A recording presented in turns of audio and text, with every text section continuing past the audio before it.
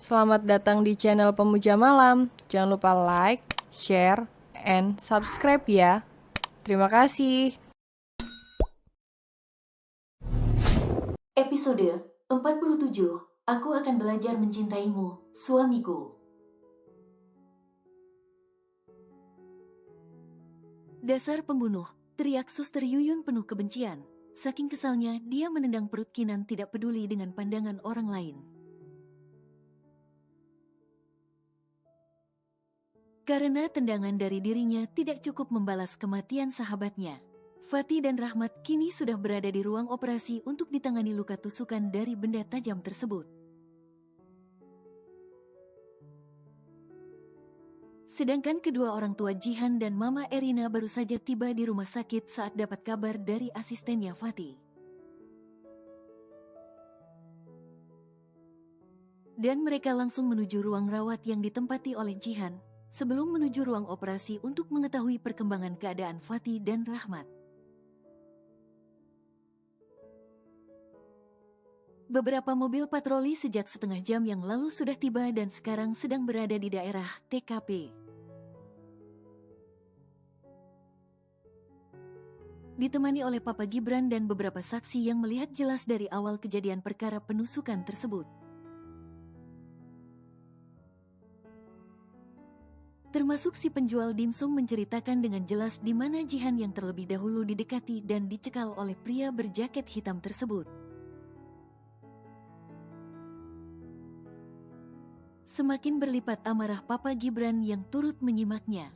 Kinan dan pria berjaket hitam masih diamankan di ruang keamanan.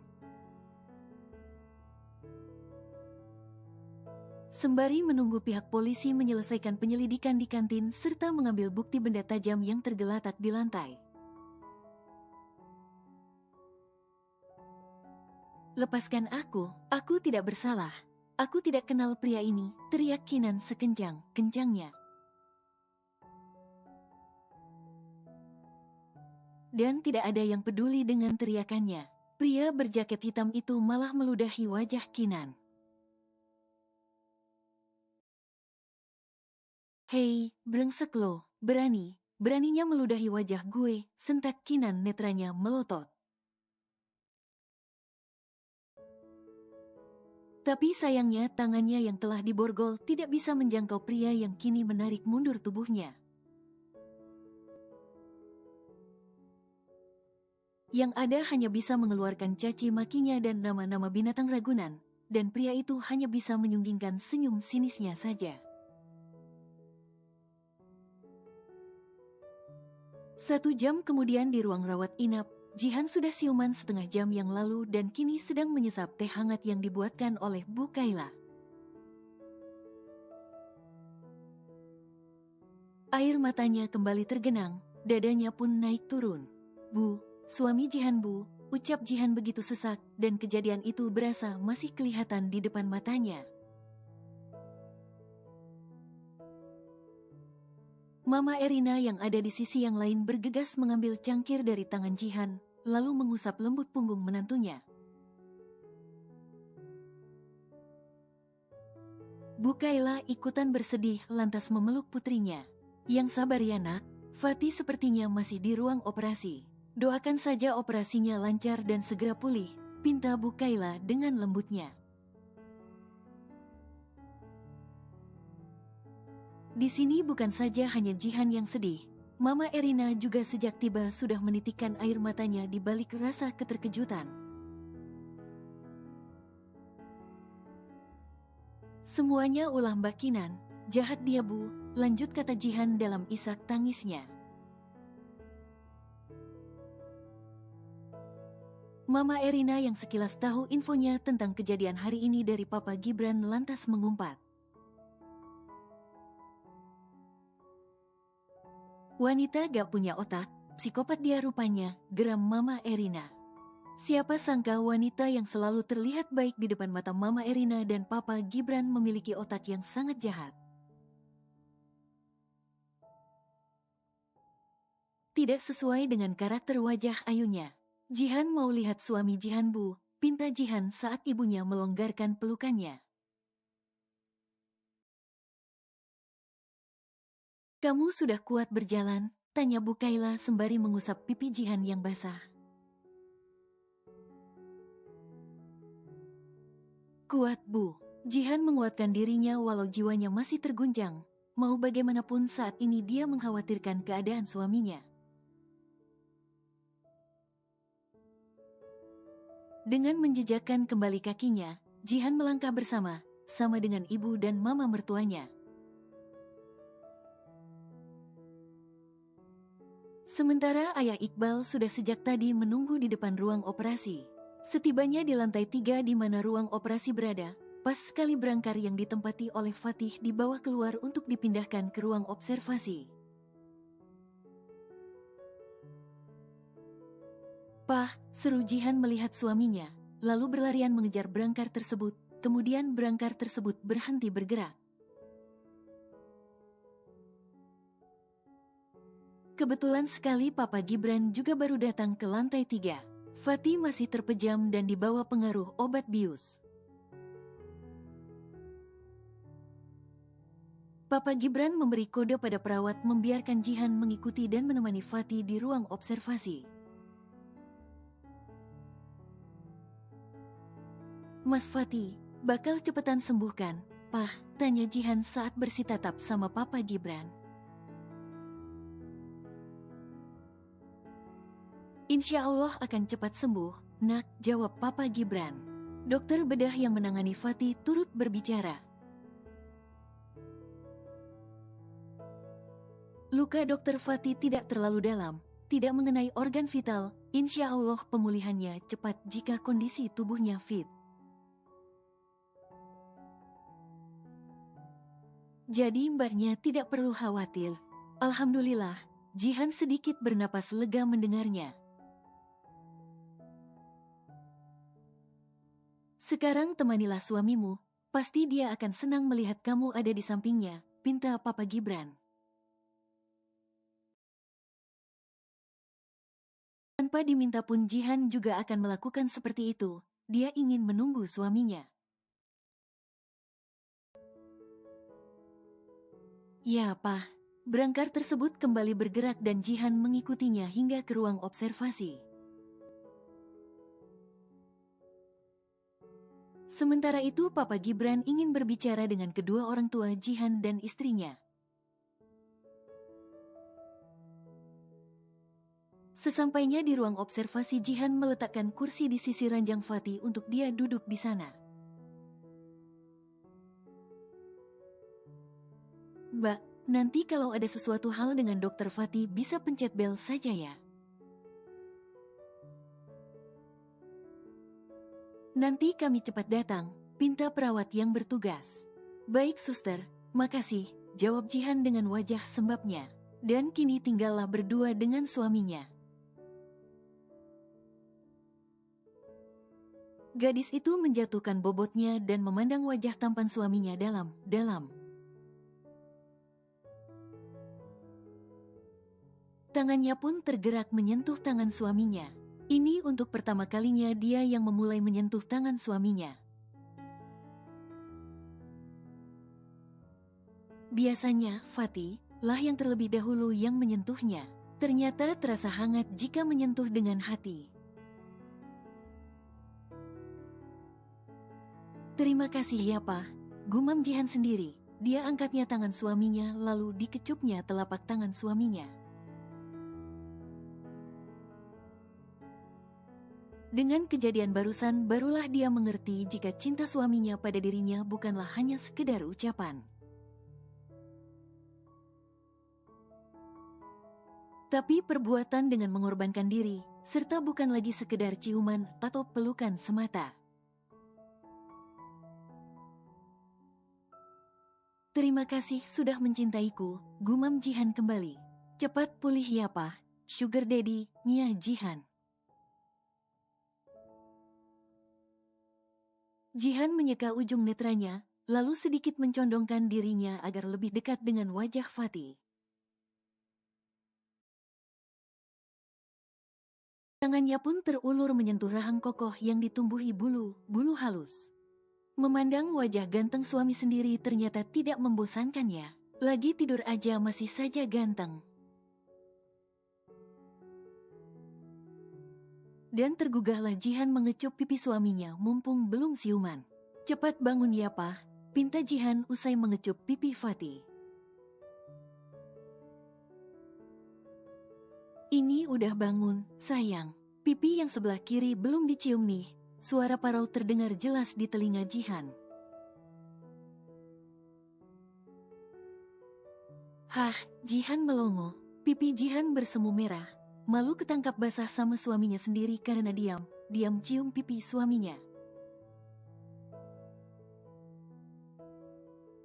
Duh, rasanya Jihan ingin mengumpat di bawah ranjang saja kalau sudah kayak begini. Sayang, kok jadi malu? Malu begitu, ini pipi sebelah kiri iri loh belum dicium. Pinta Fatih dengan lembutnya sembari mengulas senyum tipisnya.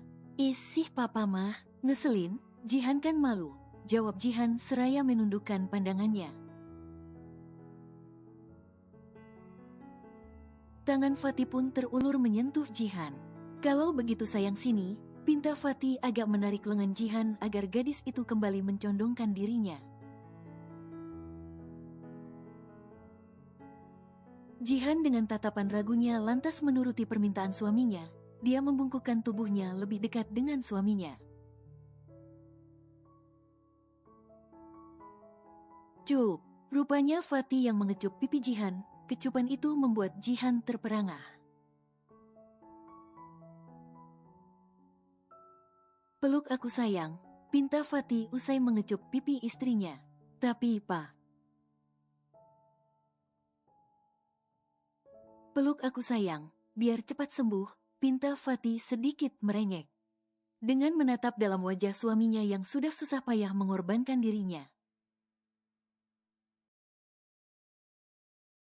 Jihan pun memeluk suaminya dengan gerakan yang sangat hati-hati. Jangan sampai pelukannya membuat luka di perut Fatih semakin sakit. Alhamdulillah istriku selamat. Maafkan jika tadi aku terlambat menyusul sayang ke kantin, ucap Fatih begitu lirih dalam pelukan istrinya.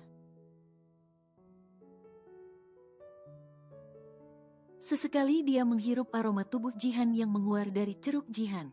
Terima kasih ya Pak, untuk pengorbanannya, jawab Jihan. Ah, kalau kayak begini gadis itu ingin kembali menitikkan air mata. Pelukan kali ini sungguh sangat berbeda. Selain ada rasa yang begitu hangat, ada detakan jantung yang saling bersahutan seakan menyapa di dalam sanubari mereka berdua. Aku rela berkorban demi istriku ini. Apapun akan aku lakukan walau nyawaku taruhannya, ucap Fatih. Lantas Jihan melonggarkan pelukannya, lalu menatap suaminya. Jangan berkata seperti itu Pak, ingat masih ada Ezra yang membutuhkan sosok papanya. Jadi papa harus berumur panjang ya, pinta Jihan dengan lembutnya. Terus sayang gak butuh aku ya, tanya Fatih. Tatapannya sendu dan mengibah. Jihan jadi serba salah. Bu, bukan begitu Pak. Kalau Jihan itu, Jihan agak bingung berkata apa pada suaminya. Tangan Fatih terulur menyentuh pipi istrinya dan mengusapnya dengan lembut. Aku sangat mencintaimu sayang. Nyawaku tidak ada artinya jika dirimu kembali terluka. Aku tak akan sanggup lagi jika harus kehilanganmu sayang, untuk kedua kalinya. Cukup sekali aku merasakan sakit yang amat hebat saat sayang sempat mati suri. Aku rela berkorban apapun demi keselamatanmu, imbuh Fatih. Tergenang lagi air mata Jihan yang sempat surut. Di balik ucapan Fatih barusan pun dia juga melihat sirat netra penuh kejujuran pada suaminya. Ungkapan perasaan Fatih bukan sekedar ungkapan romantis saja, tapi sudah membuktikan ucapannya secara nyata. "Terima kasih suamiku," ucap Jihan, suaranya bergetar. Tangannya pun menahan tangan Fatih yang masih mengusap pipinya, kemudian dikecupnya telapak tangan suaminya. "Papa masih bersabar menunggu hati Jihan?" tanya Jihan penuh makna. "Aku selalu sabar, menanti sayang menerima aku sebagai suamimu seutuhnya," jawab Fatih dengan tatapan hangatnya. Jihan pun tersenyum tipis dan mendekati kembali wajahnya, tanpa ada keraguan di hatinya. Jihan memberanikan diri menyentuh bibir tebal suaminya dengan bibirnya. Fatih pun terhenyak sejenak dengan sentuhan lembut yang menyentuh bibirnya. Tapi setelahnya tangannya terulur menyentuh tengkuk istrinya. Dan sentuhan lembut itu semakin dalam, seakan mengungkapkan perasaan satu sama lainnya. "Jihan akan belajar mencintaimu, suamiku," batin Jihan di balik sentuhan bibir suaminya yang semakin menghanyutkan dirinya. "Terima kasih ya Allah, istriku mulai membuka hati untukku. Insya Allah aku akan senantiasa menjaga dan membahagiakan istriku yang sangat aku cintai."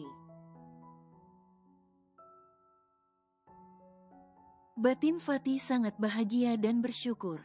Jika di ruang observasi sedang ada yang meluapkan rasa yang ada di hati, maka berbeda hal di lobi rumah sakit. Bu Kaila dan Ayah Iqbal luar biasa marah.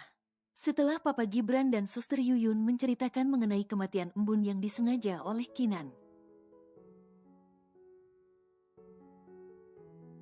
Karena hal tersebut, di saat Kinan akan digiring ke mobil patroli, Bu Kaila menarik rambut Kinan hingga wanita itu jatuh tersungkur. "Sampai kapanpun saya tidak akan pernah memaafkan perbuatan kamu, Kinan.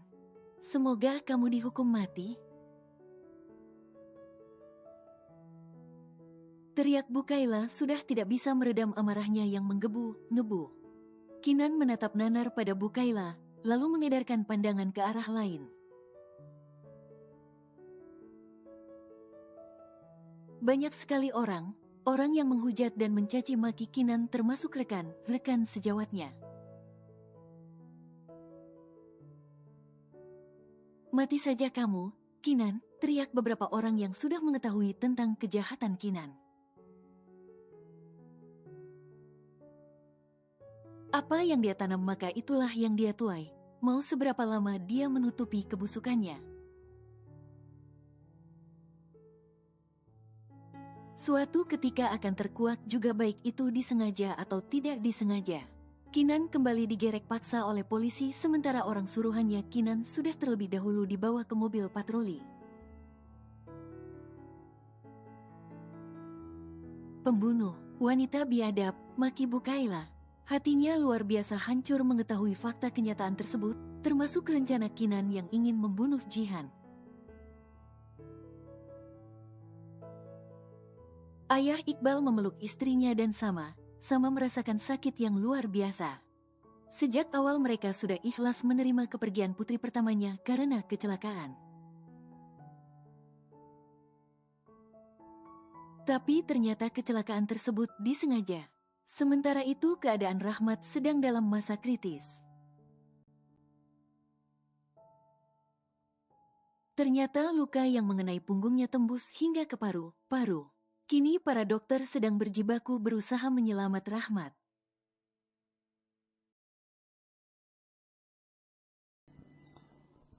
Bersambung.